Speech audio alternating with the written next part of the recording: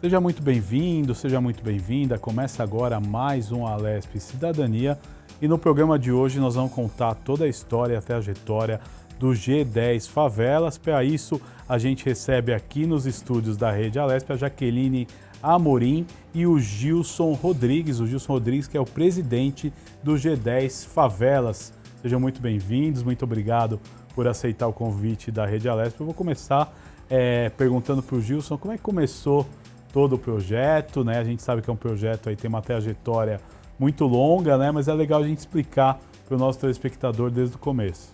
Nós que agradecemos a oportunidade de estar aqui contando um pouco dessa história do G10, que é um bloco de líderes e empreendedores sociais das 10 maiores favelas do Brasil, que juntas buscam criar um novo olhar para a favela. Sabe aquele olhar marginal, violento e pobre que as pessoas estão acostumadas a ouvir para a favela?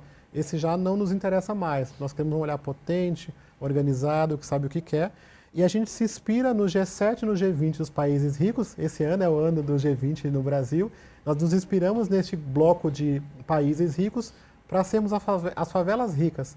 Porque essas favelas, apesar de estar em bolsões de pobreza, elas têm um potencial de consumo de 8 bilhões de reais. As favelas no Brasil, todas juntas, são 14 mil favelas no Brasil, elas têm um potencial de consumo de 200 bilhões de reais. Então, ao invés da gente olhar para aquilo que está faltando, nós estamos olhando para a nossa força econômica, já que a gente consome alimentos, a gente veste roupas, a gente vive, né? E esse potencial de consumo pode servir para alavancar a nossa economia, gerar negócios, trabalho e renda nas mais diversas segmentos. Então, está reconstruindo essa história, percebendo que a melhor forma de ajudar as favelas e acabar com a pobreza é dinheiro no bolso. Então, dinheiro no bolso que transforma a vida. É importante, né? Porque gira a economia, né? E assim, eu te pergunto, né? O consumo, né? Você ganhando e consumindo dentro da comunidade, com certeza, né? Gera um desenvolvimento nessa comunidade. É uma economia que circula, né? À medida em que a gente vai criando oportunidades para a população morar, estudar, viver, nós vamos trazendo ali uma comunidade mais sustentável, com uma condição financeira melhor. E aí, se você cria um ambiente próspero, todo mundo melhora. Mas o que a gente percebe, Guga, é que nas favelas existe uma espécie de embargo econômico, onde os aplicativos de carro não vão, o e-commerce nos bloqueia, os bancões não nos dão crédito, e aí a gente vai vivendo essa situação sendo tratado como violento e marginal, quando na verdade nós estamos sendo violentados e marginalizados pelos serviços que não chegam. Nós estamos aqui na Assembleia Legislativa e está relativamente próximo de Paraisópolis e de algumas favelas aqui. Nós estamos percebendo que, mesmo num processo em que se descobriu-se os desafios das favelas, elas continuam crescendo de maneira desordenada, sendo vistas como violentas e marginais. Então, nós olhamos que a política tem demorado muito a chegar e a transformar a vida das pessoas. Nós precisamos criar modos de acelerar. Mas, até isso acontecer, ao invés da gente ficar procurando culpados sobre problemas que existem lá e problemas que são nossos, nós também decidimos criar soluções para esses problemas. E aí nasce um banco, que é o G10 Bank, que é uma espécie de BNDES da favela. Nasce Favela Brasil Express, que é uma espécie de Favex, FedEx das favelas. Nasce o Emprega Comunidades, que é conhecido como LinkedIn da favela. Então, são 48 iniciativas hoje que nós temos no G10 Favelas, que nasce em Paraisópolis, mas que leva essas iniciativas para o Brasil inteiro, nas diversas favelas. E uma das iniciativas que é liderada por Jaqueline, que está aqui conosco hoje, é a Fazenda Urbana Agrofavela. Então, quando você olha para as favelas, você tem muito nordestino vivendo aqui em São Paulo, principalmente, que tem na sua origem a cultura do cultivo, da alimentação, da agricultura familiar. E quando a gente chega aqui em São Paulo, essa cidade de pedra, parece que não tem espaço. Então, a gente foi criando soluções para isso e nasce aí a Agrofavela. Nós vamos falar muito desses 48 projetos aí do G10 Favelas. Agora, Jaqueline, conta um pouquinho como é que funciona o seu projeto, o Agrofavela Paraisópolis, né? Para quem não conhece, é uma das maiores comunidades, né, do Brasil e fica na zona sul de São Paulo, aqui próximo, né? Então, é próximo ao Morumbi também, a Marginal Pinheiros. Então, Jaqueline, explica um pouco para nós desse teu projeto. Bom, se chama Agrofavela Refazenda, né? Lá a gente atua na frente da parte de alimentação saudável, que é muito importante, de conscientizar as crianças, as mães principalmente, ali no alimento saudável. Mas também lembrando que dinheiro no bolso se liberta de violência. Então, como ela vai se libertar de violência se ela não tem um básico, né? Então, se ela é a Maria do Coentro, então que ela venha ser a melhor Maria do Coentro. Então, lá a gente ensina ela a plantar, cultivar, né, a conscientizar das partes dos alimentos e tudo orgânico. E é possível, sim, ali gerar renda naquele espaço. Aí a gente fala assim, é possível ter uma hidropônica dentro da favela? Sim. A gente tem lá uma hidropônica vertical com 20 metros quadrados, 930 mudas, onde a gente aplica, né, dando ali para as mulheres, dando para as crianças, e ali metade também do que é colhido, a gente leva para a marmita solidária. Então, no início da pandemia, a gente conseguia fazer ali 10 mil marmitas.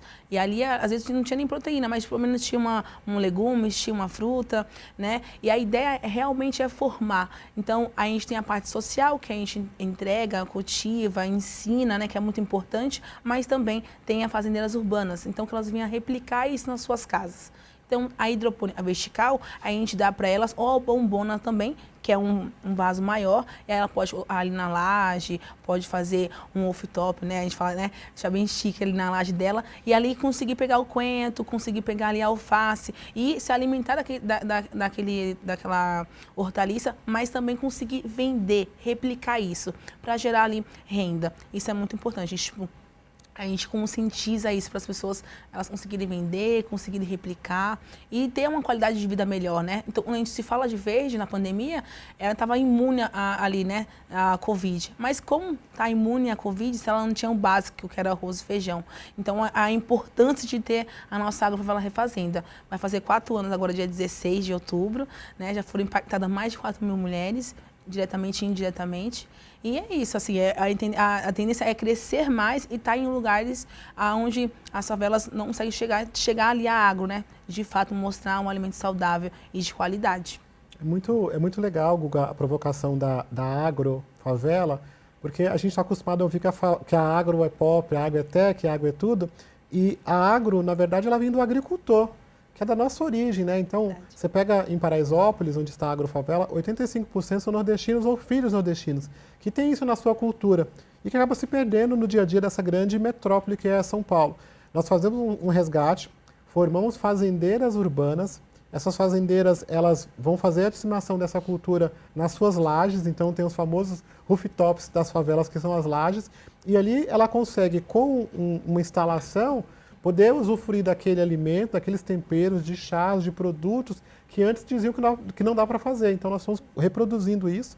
Ela já nasce também em outras favelas, então nós fizemos uma experiência em Heliópolis, estamos fazendo uma experiência em Betim, Minas Gerais, espalhando essa cultura da boa alimentação, porque quando a gente chega aqui em São Paulo, as pessoas falam que o orgânico é caro, né? Só que a gente sempre comeu orgânico na Bahia, por exemplo. Então, poder fazer essa cultura e mostrar que nós podemos nos alimentar bem, ser saudável e cultivar em casa. Muito legal, né, isso, Gilson? É conscientizar, inclusive, né, as pessoas de como fazer uma alimentação correta, né? Não tem só o lance do empreendedorismo, tem sim o lance educativo para toda a comunidade, né? Exatamente. E tem um fator também que é importante nesse momento, nós estamos discutindo muito o clima, que é de que esses espaços verdes e saudáveis também ajudam a mitigar as questões ligadas ao clima, porque quando você olha, recentemente saiu essa pesquisa de que quando você olha para as favelas e a temperatura da favela, você tem muitos graus acima do que na cidade. Então, se eu tenho 30 graus aqui neste momento no Ibirapuera, por exemplo, que é a região onde nós estamos, em Paraisópolis está 39 graus. Então, nós temos 9 graus acima de calor. Então, isso foi feito uma pesquisa agora pela Universidade Mackenzie, que apresentou esses resultados. Então, como mitigar? Então, você tem ali a questão ligada ao plantio de árvores, ao cultivo também de hortas, paredes verdes, do reboco das casas. Então, nós estamos criando ali diversas iniciativas para ajudar a, inclusive, diminuir a temperatura, gerando melhor qualidade de vida e bem-estar para a população. Agora, a gente conversou, né? Tudo começou em Paraisópolis, é isso mesmo? O G10 ele saiu de Paraisópolis. Sim, o G10 é uma semente que está crescendo ali em Paraisópolis e é fruto um pouco desse momento que Paraisópolis viveu, quando as pessoas falavam assim de uma nova classe média. né? Nova classe média, basicamente, quando saiu isso, foi basicamente constar de que, apesar daquela população estava em bolsões de pobreza, essa pobreza acumulada consome. E não era justo que a gente tinha que sair para fora da favela para poder ter acesso a serviços como o varejo, como os bancos, como tudo. Então nós aproveitamos aquele momento de urbanização de Paraisópolis para trazer as empresas para dentro de Paraisópolis. Então nós fizemos uma grande rede de varejo. Eu fui falar na época com o dono desta empresa e instalamos essa loja, está lá em Paraisópolis há 15 anos. Nós fomos falar com 4 grandes bancos no Brasil que se instalaram em Paraisópolis e também criamos um banco próprio. E aí o comércio se desenvolveu, gerou mais empregos e mais oportunidades. Para você ter uma ideia, nós temos 14 mil pontos comerciais em Paraisópolis, que emprega 21% da população que trabalha, e o PIB do ano é 800 milhões de reais circulando ali.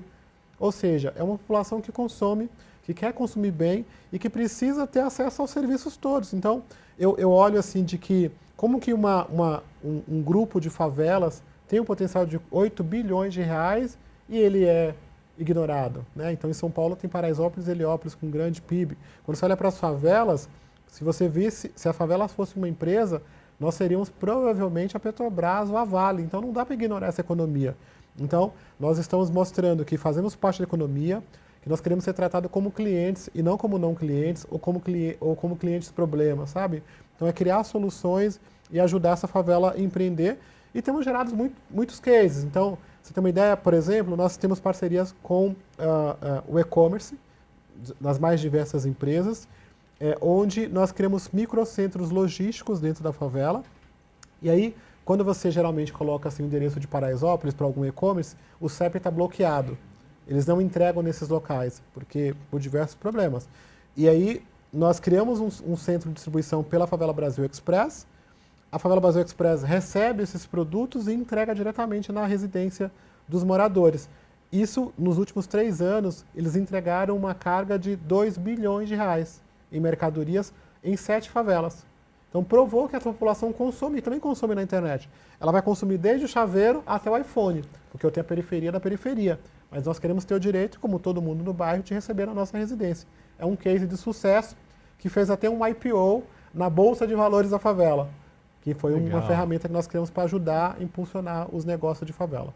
Legal, você fala aí dos cases muito interessantes, né? Esse centro de logística sensacional, né? Porque aí recebe todas as entregas e faz a distribuição, né? Exatamente. E de um modo também as pessoas têm um maior conhecimento territorial, fica mais fácil muito também, mais fácil, é muito mais rápido a entrega. Sim. Mas também nós desenvolvemos uma parceria junto com o Google que chama Plus Code, que é uma espécie de CEP digital, que basicamente diz que aqui é aqui mesmo. Então ele consegue chegar, independente de onde for a viela ou a rua, ele consegue dar a localização exata daquele endereço e os moradores já começam a utilizar esse código. E aí a equipe do Giva Pereira, que é o CEO da Favela Brasil Express, faz essas entregas e tem sido um sucesso. E o e-commerce está descobrindo a favela. Né? Então, e essas pessoas importante. também surgiram da comunidade? Sim. Toda a estrutura de empreendedores do G10 Favelas, elas são moradores de favela, porque basicamente é quem sente maior as dores e que busca criar essas soluções. Então, ser da favela, para a gente, é um parâmetro, é uma prioridade para a gente impulsionar. Ali em Paraisópolis, dentro do G10, criou-se um hub de inovação, que é conhecido como o Vale do Silício das Favelas. Então, é onde tem surgido muitas oportunidades que têm sido escaladas na moda, na alimentação, na logística, na área de emprego, de cozinhas comunitárias. Então, tem sido uma experiência muito interessante de iniciativas que funcionam, que ajudam o impacto de maneira social, mas que também geram um trabalho e renda. Então, nós estamos pegando esses problemas e gerando negócios, para que essa favela possa prosperar e empreender. E tem sido muito legal ver os resultados dessas iniciativas acontecendo, como, por exemplo, a do banco. Né? Nós criamos um banco, que é o G10 Bank, e este banco ele cria uma ferramenta para que os moradores possam ter acesso a crédito, porque quando você olha para as pesquisas de quem acessa o crédito no Brasil, ou que tem crédito negado no Brasil, a grande maioria são moradores de favela e mulheres pretas de favela. E você vai verificar por que estão tendo crédito negado. Porque esse morador não tem endereço. Esse morador não consegue comprovar a sua escritura. ele não consegue tirar um alvará, que são coisas ligadas à Eles não informalidade têm um CEP, da né, favela. pela questão do... Exato, então são territórios informais. E às vezes a legislação ainda não regulou para esse tipo de população. Então nós precisamos criar uma regulação específica para que esse morador de favela possa ter acesso aos serviços bancários de maneira completa. Não só com o atendimento do serviço de transferência de renda, por exemplo, que é uma espécie de bancarização, mas que não é. A pessoa não tem acesso a crédito, não tem acesso à educação financeira, a consórcios, ao conjunto dos serviços.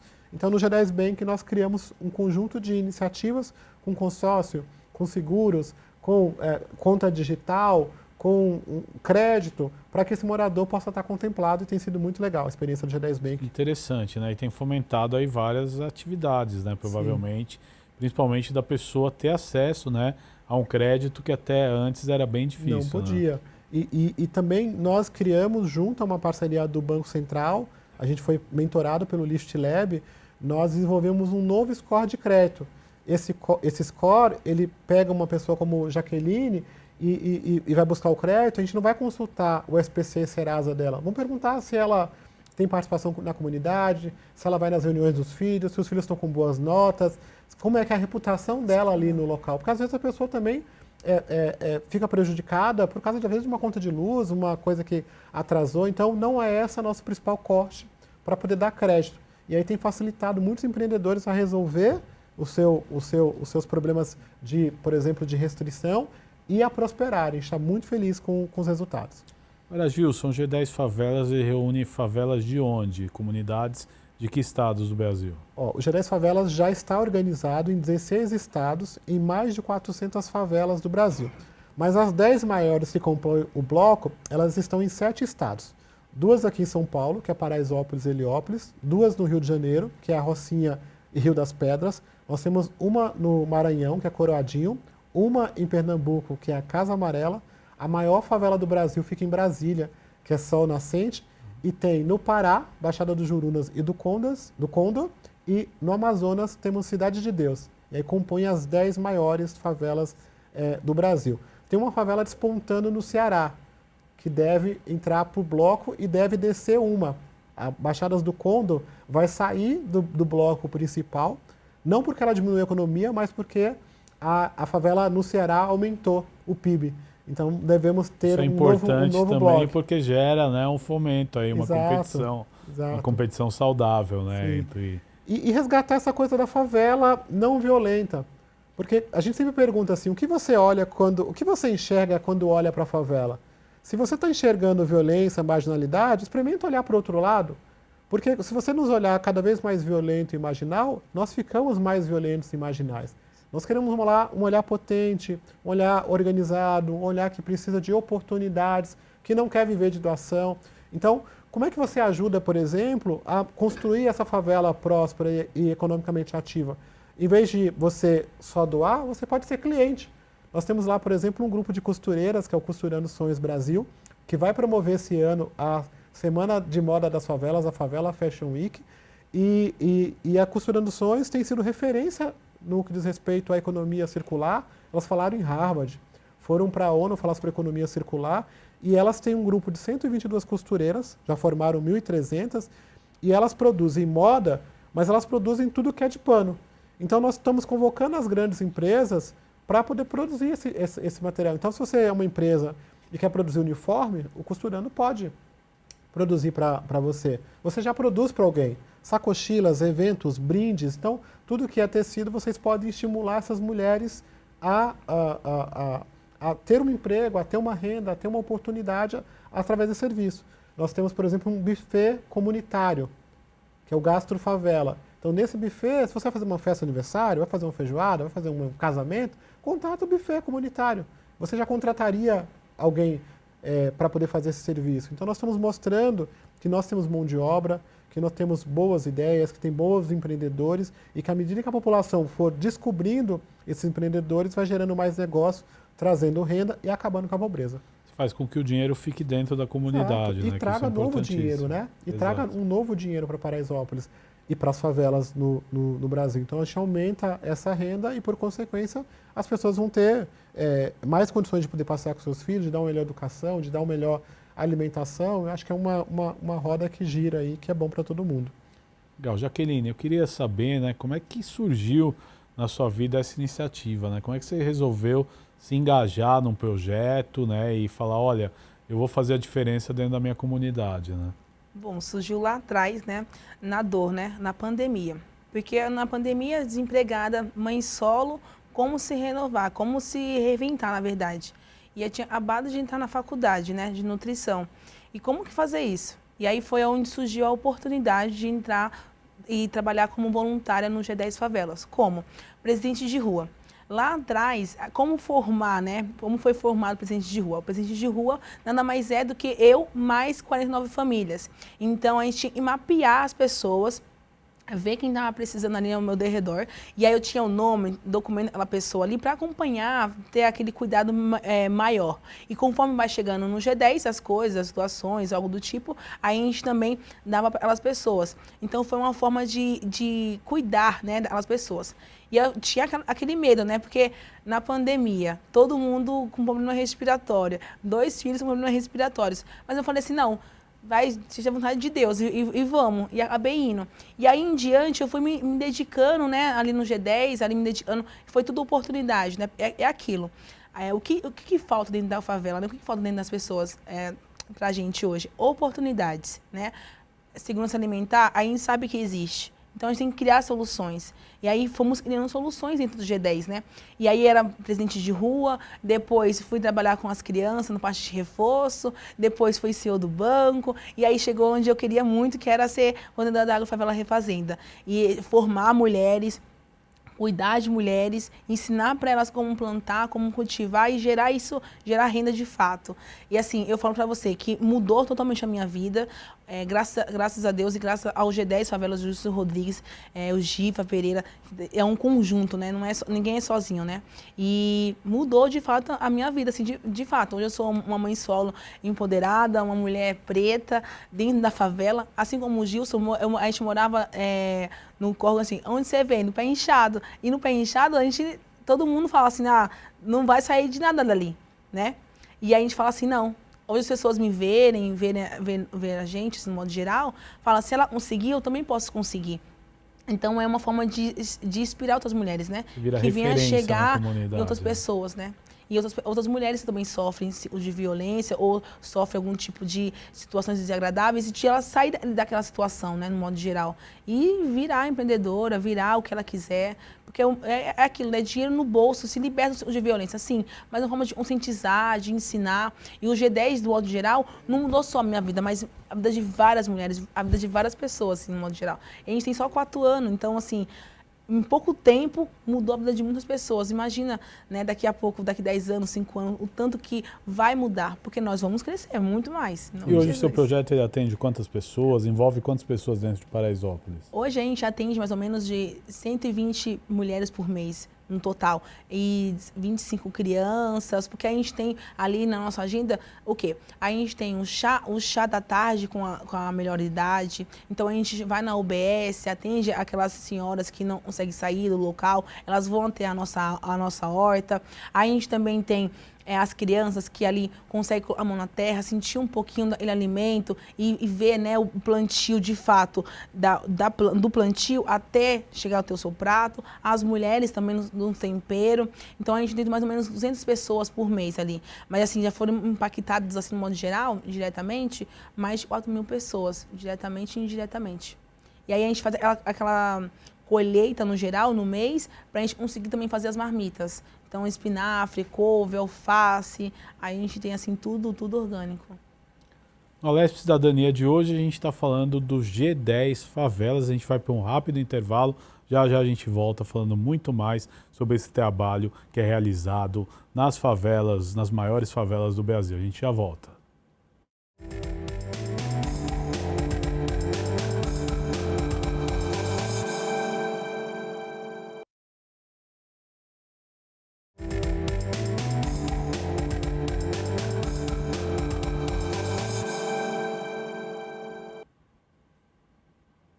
Estamos de volta com mais um Alesp Cidadania, hoje contando a história do G10 Favelas. Eu recebo aqui nos estúdios da Rede Alesp a Jaqueline Amorim e também o Gilson Rodrigues, que é o presidente do G10 Favelas. No primeiro bloco a gente falou de alguns projetos interessantes. Agora, Gilson, fala um pouquinho, né? Como é que surgiu, né, a ideia de fazer a diferença dentro da comunidade? Conta um pouco da tua história também. Você falou, pô, eu preciso fazer uma diferença dentro da minha comunidade. Como é que funcionou isso?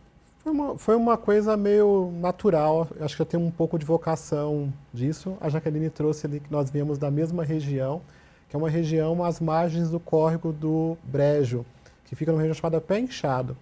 Então, esta região é uma região muito carente em Paraisópolis e por consequência dessas carências, da situação de vulnerabilidade, essas famílias de Paraisópolis, especialmente do Pé Inchado, sempre foram vistas como predestinadas a dar errado, predestinadas a viver uma situação de violência, uma situação de pobreza. Então, a gente poderia sair de lá para contar uma história diferente da história que as pessoas conhecem, porque as nossas histórias de sucesso não são contadas ou não foram contadas até agora. O que a gente conhece sobre as histórias da favela são as histórias do noticiário policial. Então, por isso que eu também já te agradeço a oportunidade de contar essa história aqui, para que as pessoas saberem que tem pessoas como eu, Jaqueline, que está tentando construir uma nova história e buscar alternativas para aquela predestinação ao fracasso.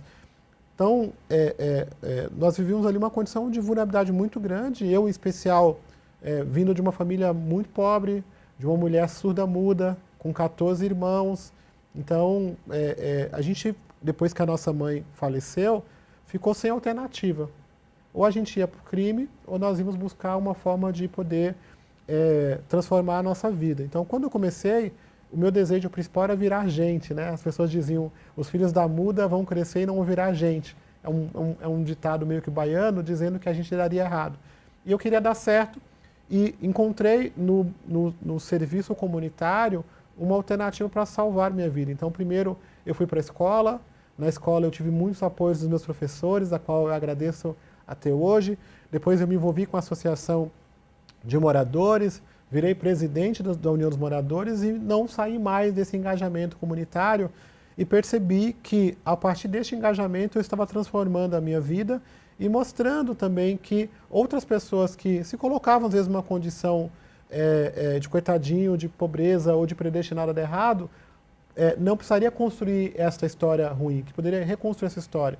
Então, nós estamos aqui juntos, construindo, com hoje talvez centenas de pessoas que já despertaram para isso, uma nova Paraisópolis, uma favela que se transforma num bairro, que é agente da sua própria transformação, que ama o seu local, porque a gente foi acostumado a dizer que mora no bairro rico do lado. Quando você olha para a Rocinha e pergunta aos moradores da Rocinha onde eles moram, muitos vão dizer que moram em São Conrados.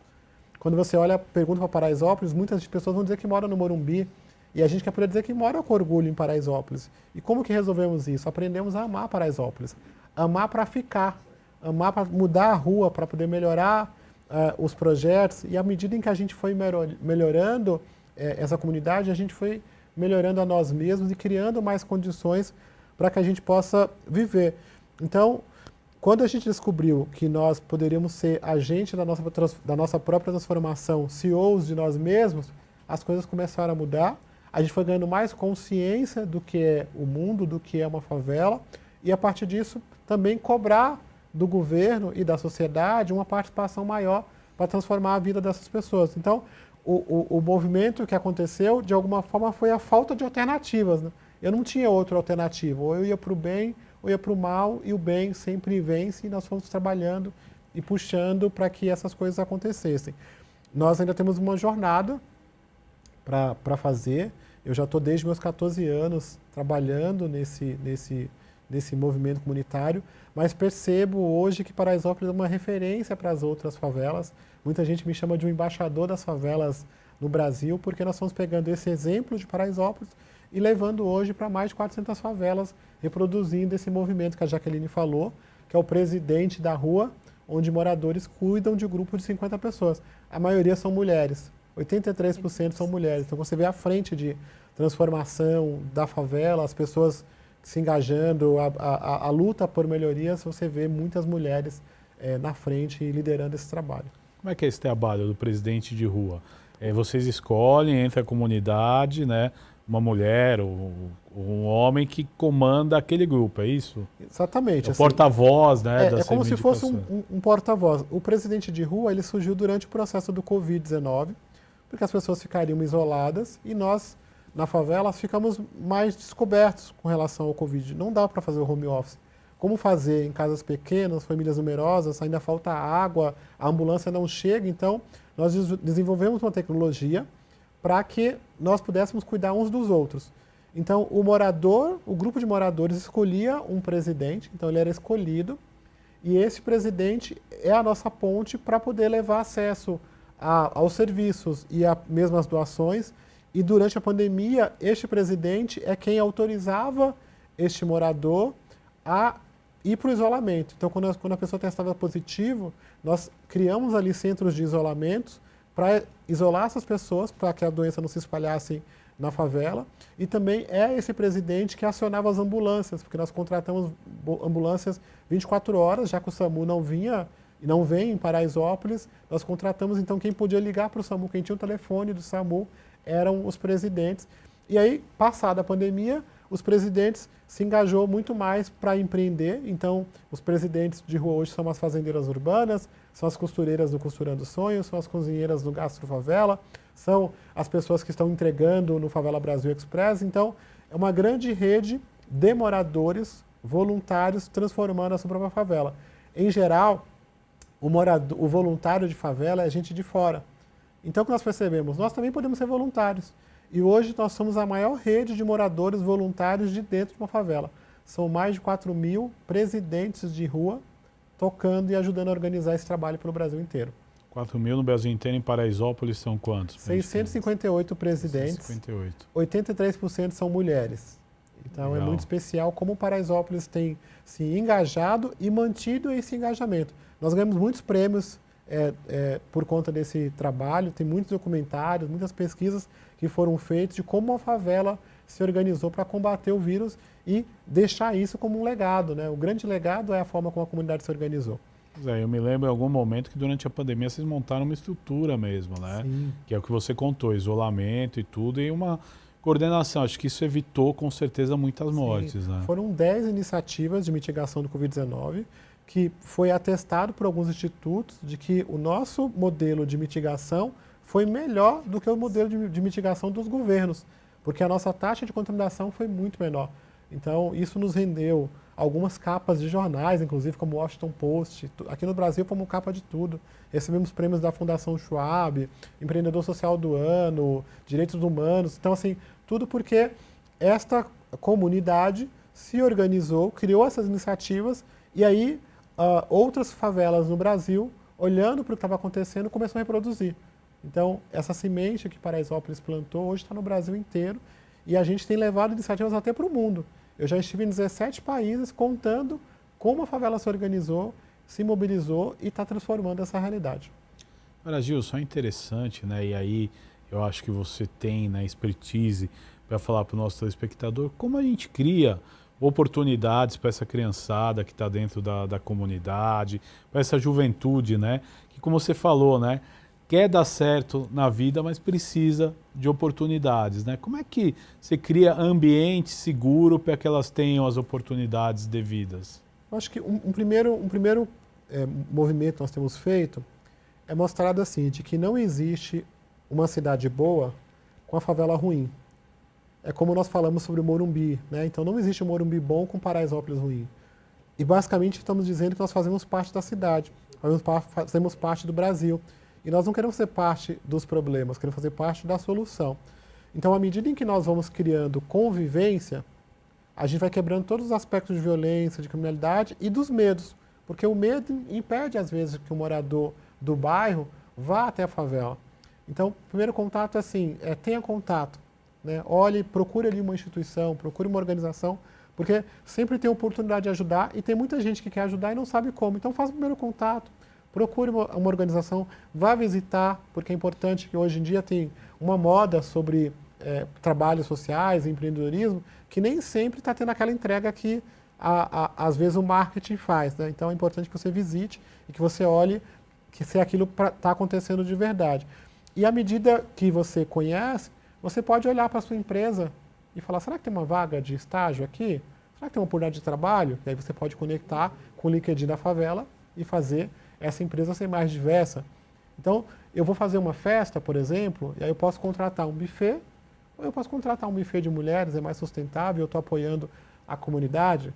Se eu preciso fazer uma entrega, eu posso chamar o LinkedIn da favela, eu posso abrir a conta dos meus funcionários no G10 Bank. Então, existem várias... Exigir a economia dentro da comunidade. Nós criamos um ecossistema que falamos assim, se você precisa de crédito, vá no G10 Bank.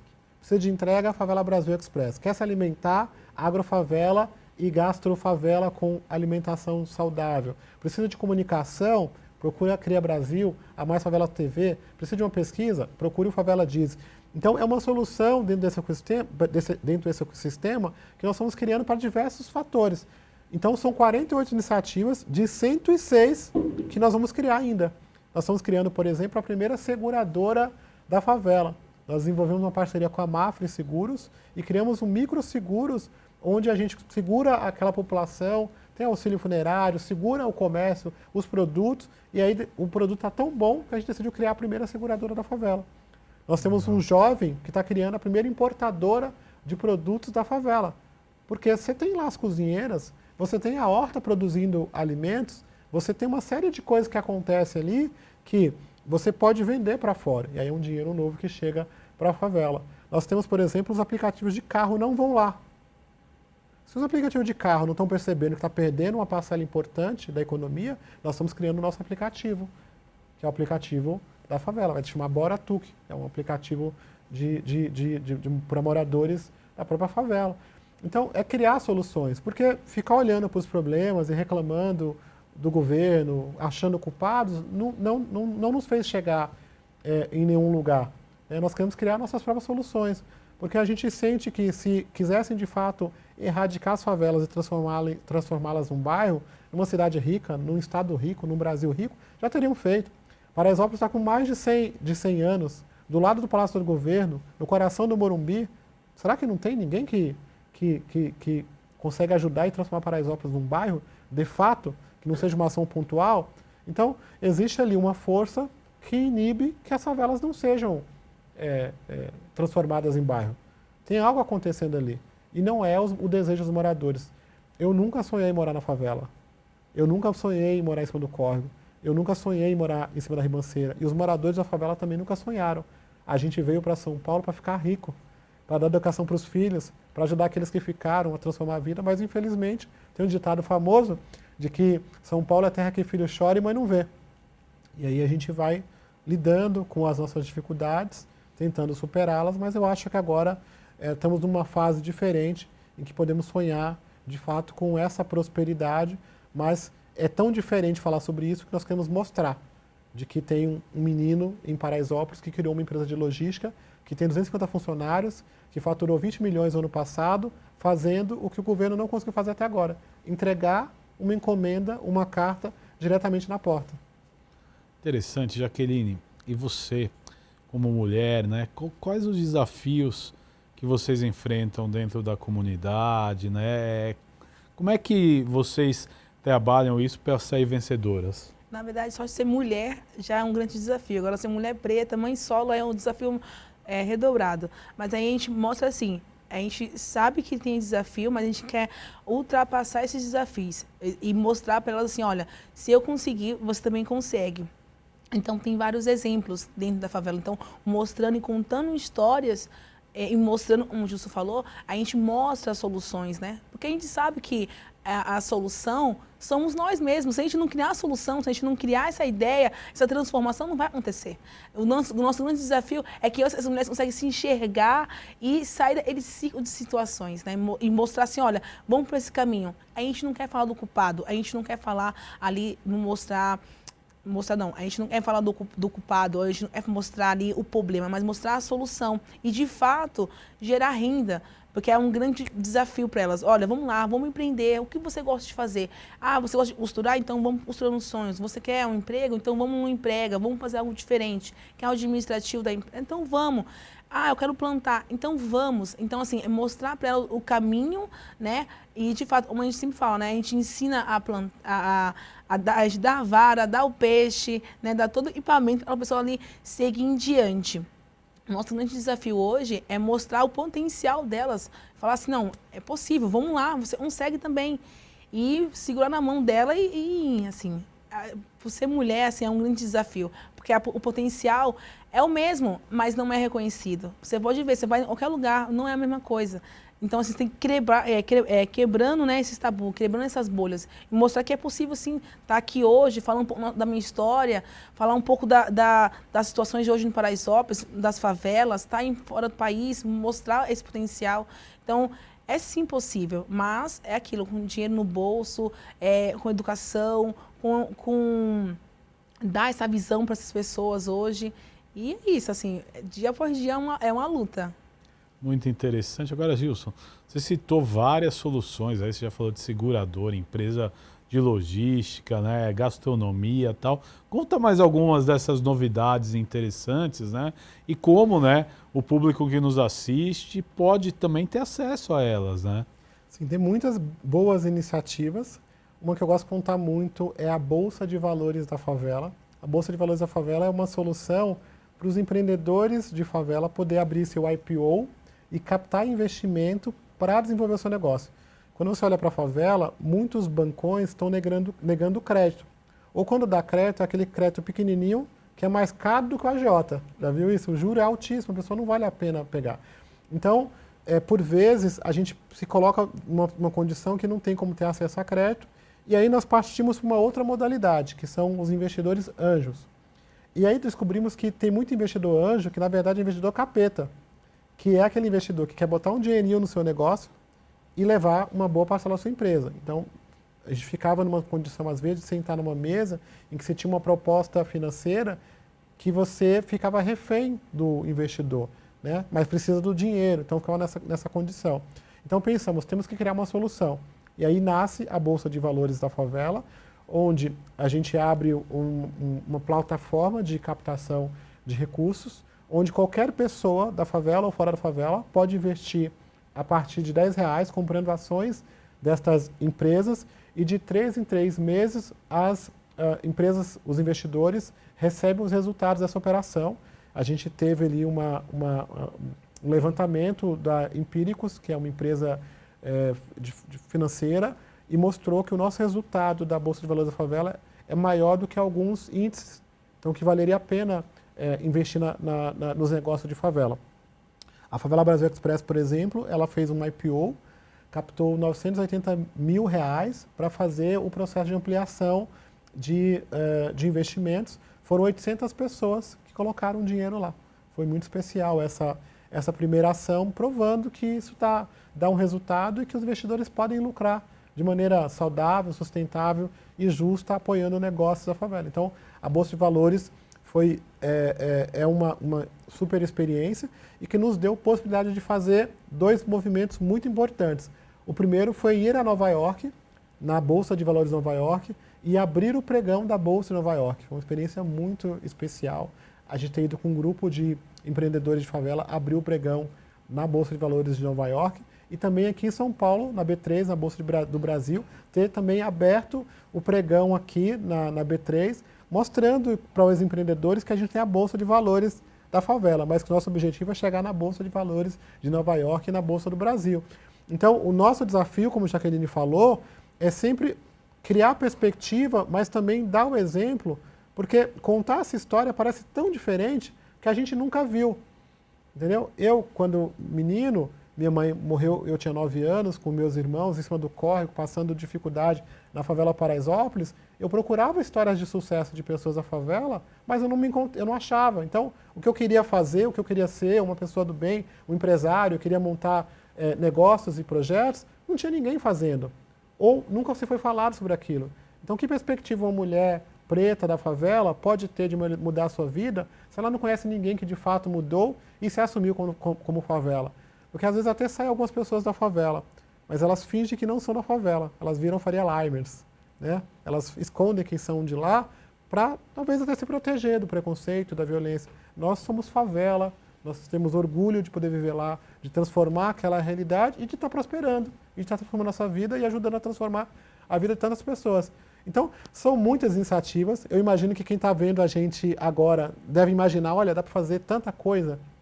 Então, também nos provoquem. As soluções saem de dentro, mas também saem de fora. Então, se você tiver uma boa ideia, um bom negócio, um bom projeto, nós estamos abertos a isso e as pessoas podem visitar. Então, nós estamos em Paraisópolis, a Paraisópolis fica no coração do Morumbi, o acesso é muito fácil, é seguro de ir, então vocês podem ir lá nos visitar e conhecer iniciativas ou pensar em outras iniciativas como nós estamos promovendo lá. Então, pode achar a gente pela rede social, tem vários caminhos, ou ir diretamente, é tranquilo de ir. Agora, qual que é a ferramenta, né, que você acha mais importante, né, para vencer esse preconceito? A ferramenta que eu acredito é a mudança do olhar. A principal forma da gente conseguir atravessar essa barreira e quebrar esses muros invisíveis que separam os bairros ricos dos pobres, o muro invisível que separa Paraisópolis do Morumbi, é a convivência atrelada a uma participação. Porque se você está me enxergando violento e marginal, você não quer estar comigo. Você vai se afastar, você vai ter medo. Mas, à medida em que a gente vai se percebendo como gente, se aproximando, convivendo, vai estabelecendo processo de confiança e essas oportunidades vão vindo. Nós temos provocado muitas empresas, né, para que olhem para esse mercado e nos ajude. Né? Eu falei agora há pouco que, por vezes, é tratado como não cliente. Né? Mas quando você olha para a propaganda no Brasil e a publicidade, ela exclui pessoas como Jaqueline e eu. Né? Eu até brinco e falo que quando você olha para a propaganda, até o cachorro é loiro. Né? Então você vê aquela família branca, cachorro loiro, como se a gente não consumisse aqueles produtos. Então tem produtos que a gente consome. Então trazer uma publicidade mais diversa, uma empresa mais diversa, um bairro mais diverso, é uma solução para que a gente vai quebrando essas barreiras. Talvez o desafio seja muito grande, talvez ainda temos que passar mais alguns anos, mas se nós não começarmos, vai ser muito difícil. Eu vou te contar um exemplo muito legal, que é o seguinte, nós temos lá os microcentros de distribuição. Nós estamos pedindo autorização para a ANAC para fazer a primeira entrega por drone dentro de uma favela. Naturalmente, na cabeça de quem está viciado sob o viés da violência, vai pensar, vai subir o drone e vão atirar no drone. Só que talvez o drone possa subir em alguma favela e não vai ser atirado. São 14 mil favelas, talvez em 1000 dê para fazer. Mas se a gente não subir o drone em Paraisópolis, talvez nunca suba em Heliópolis, talvez nunca na Rocinha.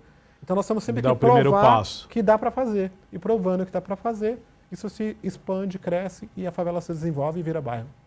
Importantíssimo, eu quero agradecer, nós já estamos chegando nos momentos finais do nosso programa, mas eu quero que cada um de vocês deixe uma mensagem para o nosso telespectador e parabenizar vocês pelo trabalho que vocês têm feito. Primeiro a Jaqueline.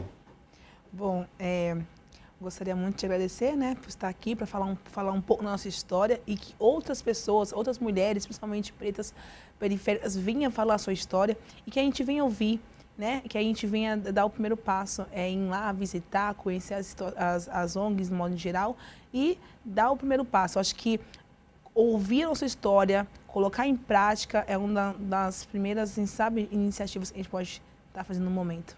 Wilson, muito obrigado. Deixa a tua mensagem. Obrigado a vocês, obrigado pela oportunidade. A minha mensagem é basicamente acredite no Brasil. Nós não podemos acreditar que o Brasil deve ser um Brasil dividido por muros que separam o rico dos pobres, aqueles que podem tudo e outros que não podem nada. O Brasil é rico, ele é próspero, tem uma população gigantesca que precisa de oportunidades e à medida que todo mundo tem oportunidade, todo mundo ganha, o Brasil cresce, se desenvolve e faz com que aquele Brasil que as pessoas diziam que era do futuro seja um Brasil do presente, que cresça e que se desenvolva mais. Muito obrigado pela participação de vocês e este foi mais um Alesp Cidadania. Hoje contamos a história do G10 Favelas. Você pode ver e rever este e outros programas em nosso canal no YouTube. Até um próximo encontro. Tchau!